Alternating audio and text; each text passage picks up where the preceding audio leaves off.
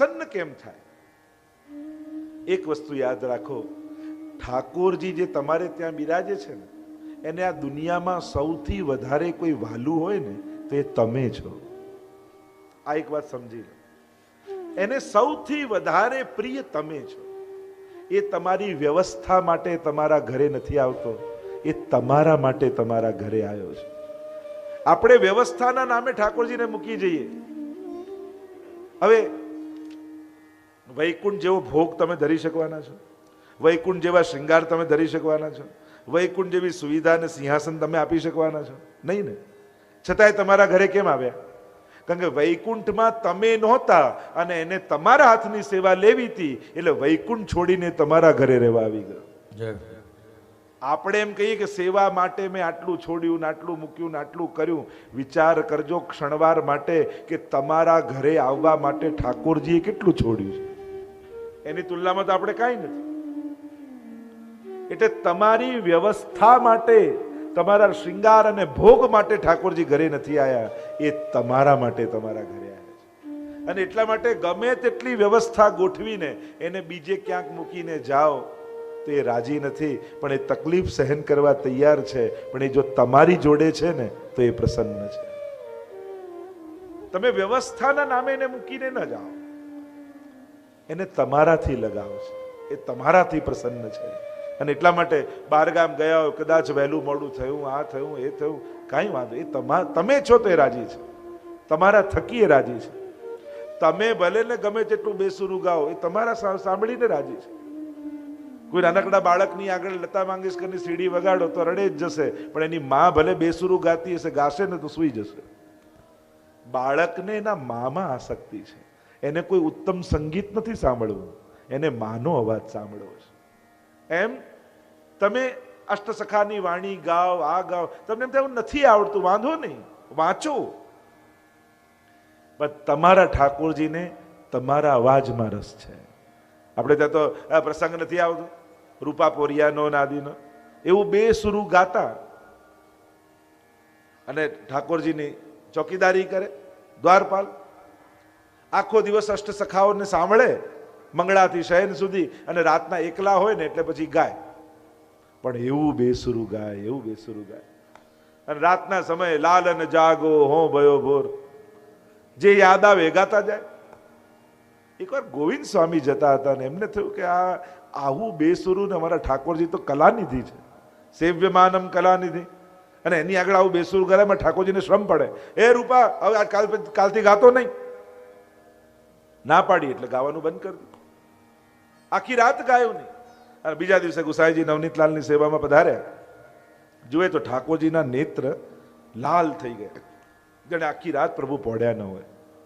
પૂછ્યું, બાબા આમ નેત્રો લાલ કેમ છે? ત્યારે નવનીતલાલે કહ્યું કે આખી રાત હું સૂતો નહીં. કેમ બાબા, અમારાથી શું અપરાધ થયો? કાંઈ નહીં, કાલે રૂપાએ ગાયું નહીં એટલે મને નીંદ ના આવી. પૂછ્યું તે કેમ ન ગાયું? રૂપાને બોલાવ્યો. આ ગોવિંદ સ્વામી ના પાડી એટલે ના ગાયું. ગોવિંદ સ્વામીને પૂછ્યું કેમ ના પડી? આ એવું બેસુરું ગાય છે, મને તો પ્રભુ કલાનિધિ છે, એમને શ્રમ પડતો હશે એટલે ના પાડી. ઠાકોરજીને આવીને ગુસાઈજીએ કહ્યું કે એ બેસુરું ગાય એટલે ગોવિંદ સ્વામી ના પડી એટલે ના ગાયું. નવનીતલાલ કે અચ્છા એ ગાતો તો, હું તો વાર્તા સમજીને સાંભળતો હતો. મને એમ થાય કે મને વાર્તા કહે છે, અને વાર્તા સાંભળતા સાંભળતા સૂઈ જતો. એવા અમારા ઠાકોરજી છે, ક્ષણમ મૃષ્ટ અને ક્ષણમ ક્રુદ્ધ. પણ નાના બાળકનો જેવો ક્રોધ હોય ને, આપણા લાલનનો એ ક્રોધ એવો જ છે. એ ભલે કે માં હવે તારી જોડે હું વાત નહીં કરું, પાછો કલાક થાય એટલે દોડતો દોડતો માના જ ખોળે આવે. એમ પ્રભુ નારાજ થાય ને તો એ તમારાથી દૂર નથી જવાના. થોડી વાર માટે કદાચ રીસાય, પાછા તમારા જ ખોળે આવવાના છે. એટલે ક્ષણમ ક્રુદ્ધ ક્ષણમ મૃષ્ટ. નાની વાતમાં પ્રસન્ન થઈ જનારા ઠાકોરજી છે. કઈ વાતથી રાજી થઈ જાય કોણ જાણે? તો પદ્મનાભદાસના છોલેથી બી રાજી છે. એને ક્યાં એવું કહ્યું છે કે 56 ભોગ જ જોઈશે? તમારું સમર્પણ પૂરું હોવું જોઈએ, એ બહુ મહત્વનું છે. શું એક વિચાર આપણે વિચાર કરીએ, આજના જેમ વ્યસ્ત જીવનમાં બહુ સમય તમે ન આપી શકતો હોય, કોઈ વ્યક્તિ એટલો બધો વ્યસ્ત રહેતો હોય કે જે અષ્ટયામમાં ઠાકોરજી સામે બેસી ન શકે એટલી બધી વાર, તો શું એ ભક્ત ન કહેવાય? સમય આપનારો જ ભક્ત કહેવાય. ભક્ત કોણ? કદાચ વધારે સમય ન આપી શકો પણ એને જીવનમાં ક્ષણે ક્ષણે મહત્તા વધારે આપજો, તોય તમે ભક્ત છો. પલે પલ એનું ઇમ્પોર્ટન્સ સ્વીકાર કરજો કે આ એક એક શ્વાસ ઠાકોરજીની કૃપાનું પ્રમાણ છે. એની કૃપા થકી હું જીવી રહ્યો છું. નહીં તો ઘણી વાર એમ થાય કે આજના એવા વ્યસ્ત જીવનમાં આખો દિવસ દોડા દોડમાં લાગેલો માણસ ભગવાન આગળ બહુ નથી બેસી શકતો, તો શું એ ભક્ત નહીં? એક વસ્તુ યાદ રાખજો, અમે લોકોએ તમારા ઘરે ઠાકોરજી નથી પધરાયા, અમે લોકોએ તમારા માથે ઠાકોરજી પધરાયા છે. તમે એમ કહો છો મારા ઘરે પધરાયા, આપણે મારા માથે આ સ્વરૂપ બિરાજે છે, મારા માથે આ સ્વરૂપ પધરાવ્યું છે, મારા માથે આ સેવા બિરાજે છે, આપણે એમ જ બોલીએ છીએ ને. અને જુઓ ને ભાગવતજીમાં, જ્યાં વસુદેવજીના માથે ઠાકોરજી આવ્યા બધી બેડી ખુલી ગઈ, બધેથી રસ્તા મળી ગયા અને છેક જેલમાંથી મથુરામાંથી ગોકુળ પહોંચી ગયા. એમ કદાચ આપણે બધા જ જેલમાં બંધ છીએ, આ મોહ મમતાની, આ મથુરામાં કંસના પેલામાં રાજ્યમાં ક્યાંક વસીએ છીએ, ચારે બાજુ આસુર ભાવમાં. પણ જો માથે ઠાકોરજી પધરાવશો ને તો એક દિવસ ચોક્કસ ગોકુળ ઠાકોરજી લઈ જશે, કે જ્યાં વ્રજ ભક્તો હશે. ચકૈરી ચલ ચરણ સરોવર જહાં નહીં પ્રેમ વિયોગ. ક્યાંક ઠાકોરજી તમને એવા ઉત્તમ મુકામ પર પહોંચાડશે જો માથે ઠાકોરજી હશે. બહુ મોટો ફરક છે એક ઘરે બિરાજવા અને બીજા માથે બિરાજવા. ઘરે બિરાજવા એ તો એક વ્યવસ્થા છે એમની, પણ માથે બિરાજવા એ વૃત્તિ છે, એ ભક્તની વૃત્તિ છે. મારા માથે ભગવાન છે અને માથે ભગવાન છે, એની કૃપા મારા માથે છે, એનો હાથ મારા માથે છે.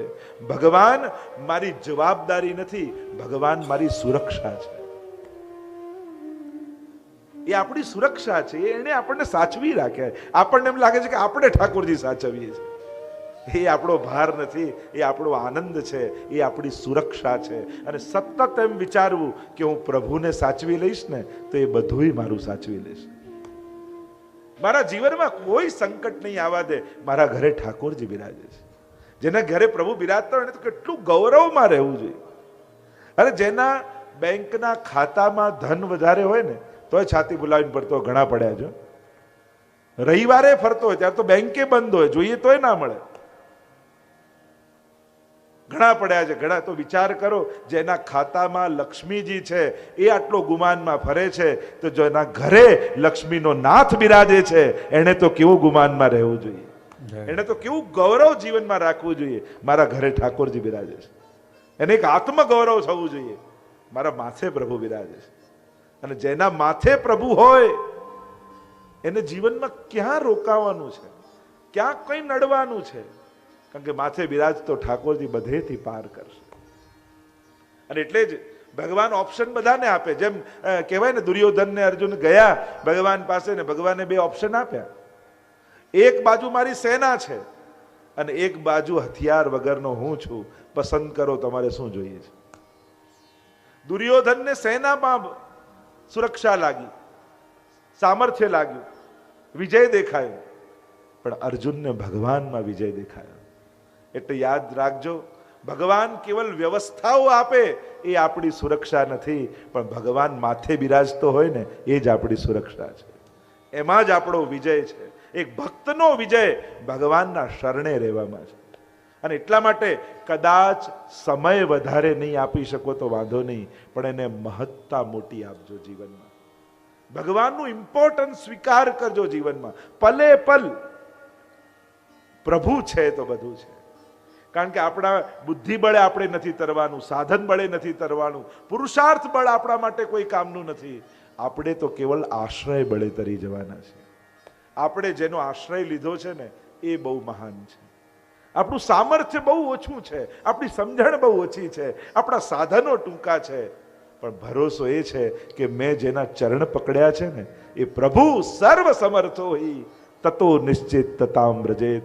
એ સર્વ સમર્થ છે. એટલે હે ભક્ત, મહાપ્રભુજી કહે છે તું નિશ્ચિંત થઈ જા, કારણ કે તે આશ્રય સમર્થનો કર્યો છે. જીવનમાં મહાપ્રભુજી પણ આજ્ઞા કરે છે, અલ્પાશ્રયો ન કર્તવ્ય, કર્તવ્યો મહદાશ્રય. અલ્પ અને હીનનો આશ્રય નહીં કરવો, કારણ કે પોતે ડૂબશે ને તમને ડૂબાડશે. સમર્થનો આશ્રય કરો, કે જે તારવામાં સક્ષમ હોય, સમર્થ હોય. અને તમે ભાગ્યશાળી છો, તમને જગતના નાથ એવા શ્રીનાથનો આશ્રય મળ્યો છે, તમને શ્રી વલ્લભ જેવા ગુરુનો આશ્રય મળ્યો છે. તમે મહદભાગી છો. અહીંયા પ્રભુનો સ્વભાવ